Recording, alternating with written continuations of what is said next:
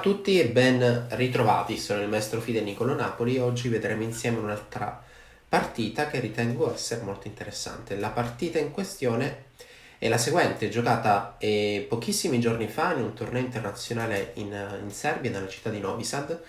Il giocatore con il bianco, maestro internazionale di nome Budisavljevic, con un punteggio Elo di 2492 punti, mentre il nero, anche lui un giocatore titolato di nome Braikin, con 2459 punti. E la partita è andata così.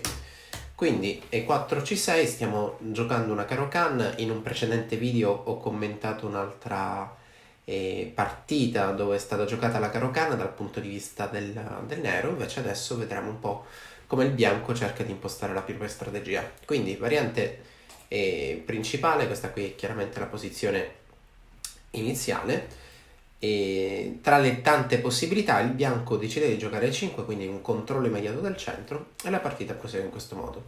Allora, dopo e5 la mossa più logica è sicuramente quella di portare di sviluppare l'alfiere fuori dalla propria metà scacchiera, o meglio fuori dal proprio spazio, perché una mossa come 6 è vero che sosterrà la spinta in c5, però per tutta la partita questo alfiere in c8 potrebbe restare chiuso, avrebbe senz'altro delle diagonali chiuse dai propri pedoni. E quindi dopo e5 la mossa più logica è sicuramente sviluppare quest'alfiere, e quest'alfiere chiaramente dobbiamo svilupparlo qui. Sviluppato in e6 ovviamente ritarderebbe lo sviluppo dell'avversario. C'è da dire che in questa posizione sono state anche provate altre mosse, delle mosse di attesa, quindi magari il nero gioca una mossa del genere, cercando di far sviluppare il cavallo bianco in f3 per poi inchiodarlo. Ok, il nero segue la stessa logica, cioè quella di sviluppare l'alfiere fuori dal proprio schieramento, e così diciamo è andata la partita. Quindi alfiere f5, cavallo f3, ovviamente adesso alfiere g4 risulterebbe essere una perdita di tempo, e è importante in apertura cercare di sviluppare rapidamente i propri pezzi senza muovere più volte appunto lo stesso pezzo. Quindi alfiere 2, cavallo di 7, qui siamo in una linea abbastanza tranquilla. In partita hanno giocato alfiere g6 e qualcuno potrebbe chiedere: a cosa serve questa mossa? Perché devo muovere più volte lo stesso pezzo? Se da nero devo completare lo sviluppo di questi del cavallo dell'alfiere, quindi cercare di preparare un arrocco, possibilmente un arrocco corto. E l'alfiere g6 è una mossa che serve per dare una casella libera a un altro pezzo, e quel pezzo probabilmente sarà il cavallo. Allora diciamo che il cavallo nero vuole andare in f5, il pedone nero vuole andare in c5 e quindi poi si creerà una coordinazione contro il punto d4.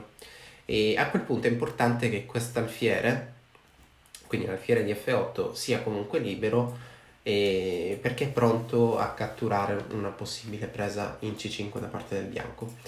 Quindi alfiere g6, a4, e a 4 potremmo dire che è una di quelle mosse di attesa. Il bianco cerca di capire cosa voglia fare il nero e nel frattempo cerca di fare delle mosse utili, quelle che poi in tanti chiamano anche mosse neutrali. Io faccio una mossa che qualsiasi sia il modo in cui continuerà la partita è una mossa che mi risulterà essere utile, e questo tipo di mosse solitamente sono i pedoni laterali che vanno in avanti. Quindi adesso anche per come è andata la partita, quindi a4 il cavallo è andato in h6, un'alternativa chiaramente in e7, l'obiettivo è esattamente lo stesso, cioè quello di svilupparsi in f5, e il bianco continua con la sua idea, quindi a5 con l'idea di chissà in futuro cercare di fare la spinta in e6.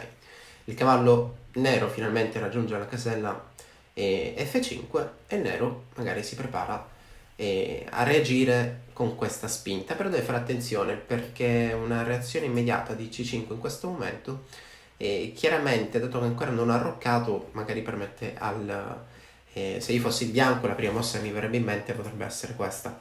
Qual è l'idea? Attacco un pedone che non è difeso e indebolisco le caselle bianche, comunque questa diagonale controllerà del mio avversario. Il nero deve fare attenzione perché più tempo trascorre, più mosse giocherà il bianco prima che il re nero si arrocchi, più sarà rischiosa la posizione del nero. Quindi tornando una mossa indietro, la partita è proseguita con alfiere 7, chiaramente il nero si prepara all'arrocco e qui il bianco ha fatto una mossa molto aggressiva, g4. Qual è l'idea? attacco immediato, quindi chiaramente questo cavallo dovrà andare via. E cavallo H4 è una possibilità, vediamo un po' come potrebbe proseguire il gioco, perché adesso è vero che questo cavallo probabilmente lo elimino, però il nero deve fare attenzione a una trappola tipica che potrebbe essere questa, quindi io gioco F4, lui arrocca, che è chiaramente la mossa più logica, e dopo G5 questo alfiere resta intrappolato tra i pedoni bianchi, quindi un obiettivo potrebbe essere quello di giocare una manovra del genere con la regina per provare ad attaccarlo. E ovviamente il nero ha qualche possibilità per liberare l'alfiere, tipo la spinta del pedone H, in modo che dopo la cattura l'alfiere torni nuovamente indietro, non ci sarà più rischio di essere perso, però è anche vero che l'arrocco del nero si indebolisce. Ok, una posizione complicata, perché in realtà poi anche il nero ha questa casella forte per migliorare il proprio alfiere, quindi un pezzo leggero, in questo caso l'alfiere, che si colloca in una casella non più controllabile dai pedoni avversari, difeso dal proprio pedone. Bene, questo alfiere in E4 crea l'avamposto e quindi migliora la sua posizione. Tuttavia, per esperienza vi dico che probabilmente il gioco del bianco potrebbe essere un po' più facile, perché questo alfiere lo neutralizzeremo in questo modo con alfiere F3 o eventualmente alfiere D3 per cambiarlo, e poi il bianco potrebbe proseguire nascondendo il re in H1, quindi aprire la colonna G e attaccare rapidamente l'avversario. Ok, direi che ha sicuramente da provare. Questa è la partita, quindi il nero nel momento in cui doveva decidere se andare in avanti o andare indietro, ha preferito andare indietro, attaccando un pedone, e il bianco ha fatto una mossa molto, molto bella, ossia tornare indietro di cavallo, ma in realtà l'idea potrebbe essere migliorare il cavallo via D3 per controllare la casella C5, che poi è comunque la reazione che deve cercare il nero in questo tipo di posizioni. L'altra idea, preparare F4 per conquistare nuovamente spazio. Il nero ha perso un'altra mossa perché in partita ha deciso di proseguire con cavallo G8, e anche questa sembra una mossa molto strana, però in realtà ha la sua logica, perché il nero vuole reagire con la spinta in H5 e ad esempio faccio una mossa qualsiasi tipo B4, che è chiaramente una mossa logica perché ritarda la spinta in C5, però H5 potrebbe essere una possibilità. Su H5 che succede? Diciamo che io catturo e magari l'alfiere potrebbe posizionarsi in F5, il pedone H è debole, e più avanti, magari in futuro, ci potrebbe anche essere un qualche tentativo tattico. Io spingo il pedone G, cerco di cambiare H, quindi aprire la colonna alla torre. Ok, diciamo che la posizione è senz'altro tattica, molto dinamica da parte di entrambi, quindi cavallo G8 ha il suo perché. Se intendi migliorare la comprensione del tuo gioco, allora vienici a trovare all'interno dell'Accademia di Matto Scacco. E l'idea potrebbe essere quella di fare H5, il problema è che H5 adesso non è più possibile, altrimenti F5 del bianco obbliga il nero a indietreggiare con i propri pezzi. La partita è proseguita così, quindi l'alfiere cattura il cavallo in B1 che non era ancora stato sviluppato, catturo, pedone in più per il nero, quindi occhio, il nero ha un vantaggio materiale. E allora questo vantaggio materiale deve essere compensato da qualcosa, e il bianco spingendo in B4 e dopo in F5 ha un compenso, il compenso è senz'altro lo spazio. Quindi la partita è proseguita in questo modo, F5, F6, F6 per reagire, per evitare che poi il bianco porti tutti i pezzi in avanti, e lì il nero non avrà molte possibilità di reazione. Tra l'altro il nero è ancora in ritardo di sviluppo, non ha arroccato, e quindi se il bianco riesce ad aprire la posizione soprattutto al centro, perché il re del nostro avversario è al centro, il nero corre grandi rischi.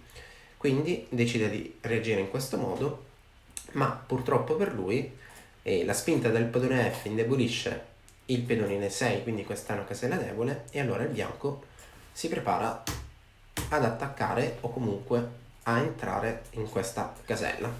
Quindi facciamo attenzione quando abbiamo il re al centro ad aprire troppo la posizione, perché poi il nostro avversario non vuole fare altro che attaccarci.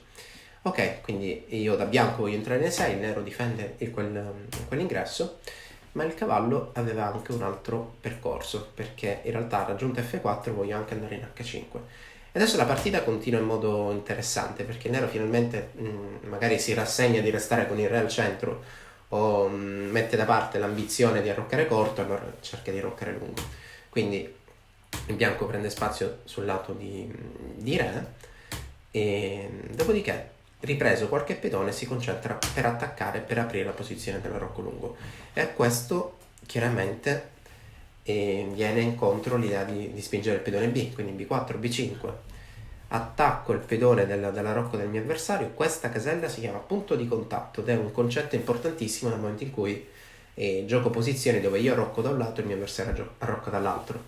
Nel momento in cui riesco a portare un mio pedone a contatto, quindi per questo motivo prende il nome di punto di contatto, con un pedone della rocca avversario, a quel punto qualsiasi cosa accada riesco ad aprire la posizione. Si aprirà una colonna e ho anche più colonne che mi permetterà chiaramente di avere un gioco molto più semplice. Così prosegue la partita, si sono aperti degli spazi, una torre sulla colonna B fantastica in una posizione molto attiva, e adesso inizio a portare i miei pezzi vicino a caselle intorno al re del mio avversario. Ok, la partita prosegue in questo modo, a6 fa indietreggiare i pezzi dell'avversario, e a questo punto il bianco cerca di coordinare tutti i pezzi in avanti. Adesso è il momento di creare coordinazioni. I pezzi del bianco si preparano all'ingresso in B7, e se io catturo in B7 chiaramente poi cade anche a 6. Qui c'è un rischio di matto, perché dobbiamo evitare che i pezzi riescano facilmente a coordinarsi sulle case bianche, quindi cavallo C7, seppur passiva, seppur una mossa molto, molto brutta, è necessaria. Il bianco continua portando altri pezzi in avanti, e qui viene fuori anche un altro concetto importante nel momento in cui vogliamo attaccare: la famosa coppia degli alfieri, che sicuramente avete visto in altre partite, altri libri. Diciamo che in tanti la considerano un vantaggio, ed effettivamente è un vantaggio nel momento in cui riusciamo a prendere l'iniziativa, e soprattutto quando abbiamo un centro aperto o un centro mobile, cioè nel momento in cui siamo in grado di aprire. Allora la partita prosegue quindi con torre D7, dobbiamo cercare di toglierci da questa minaccia e magari scambiare qualche pezzo, però ormai è tardi, perché nel momento in cui si alleggerisce la posizione tutti i pezzi del bianco giocano una mossa di sviluppo come cavallo E7 per completare lo sviluppo e portare la torre in gioco. Purtroppo per il nero non funziona, perché io catturo il primo cavallo e dopo che lui mi riprende l'alfiere catturo il secondo, e abbiamo un alfiere in più, quindi questa è una posizione che, giocando bene con un po' di attenzione, riusciranno sicuramente a vincere. Quindi H6 è stata la mossa della partita, attacco con l'alfiere si sposta, ma un alfiere su questa diagonale limita tantissimo lo sviluppo del nero. Quindi a questo punto il nero va bene, muove il re, il bianco fa una mossa utile come questa, sempre per dar fastidio. Il gioco degli scacchi è un gioco di fastidi: più mosse fastidiose crea il mio avversario, più sarà difficile per lui impostare una strategia. Quindi pedone per D4, ripresa al centro, torre H7, l'unico modo, l'unica alternativa per il nero è cercare di portare in gioco questa torre, ma il bianco, attaccando questa torre, in realtà riesce a creare delle reti di matto, perché adesso io do scacco, effettivamente questo re si ritrova scoperto senza difensori, e non c'è di meglio, o comunque sia è la mossa obbligata, del sacrificio di qualità. Però a questo punto ormai è tardi, perché il suo cavallo, che non è stato ancora mosso per tutta la partita, o meglio è ritornato alla casella iniziale, sembra che non sia stato mai mosso, ma questo cavallo ha fatto un percorso molto strano, perché allora è andato qui, poi è ritornato indietro, poi è ritornato in G8. Ok, quindi questo cavallo si ritrova nella casella di partenza, diciamo pronto per la prossima partita, e purtroppo per il nero qui perso il cavallo, sono perse le speranze di avere un controgioco, e il bianco si porta a casa la partita. Il punto intero, qui il nero abbandona, giustamente, perché non ha alcun compenso, alcun controgioco.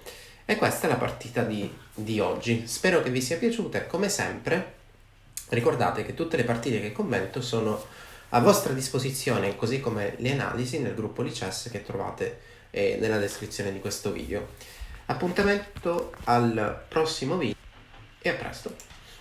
E ora, per continuare, che cosa posso fare? Beh, innanzitutto ti consiglio di iscriverti al nostro canale in modo tale da non perderti le nuove video lezioni.